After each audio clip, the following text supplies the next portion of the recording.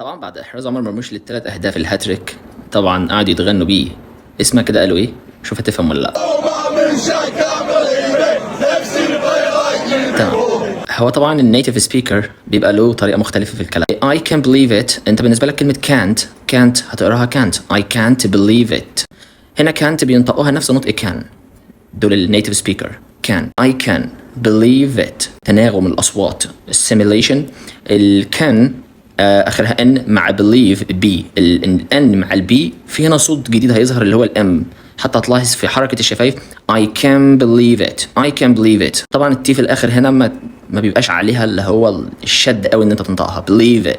الجمله الثانيه never seen a play like you. هو طبعا قالها بسرعه. never seen ده اختصار للpresent perfect. هو المفروض كان يقولوا كده، كل واحد كان بيغنيها يعني بيقول I have never seen، بس هم بيختصروها في السبوكن انجلش بيقولوها never seen. وطبعا باللهجه الاسرع بالنسبه لهم never seen a player like you. طبعا هنا like عمل برضو للحرف الكي زي كانك بتنطق الهمزه كده like you. never seen a player like you. Oh مرموش I can't believe it. never seen a player like you.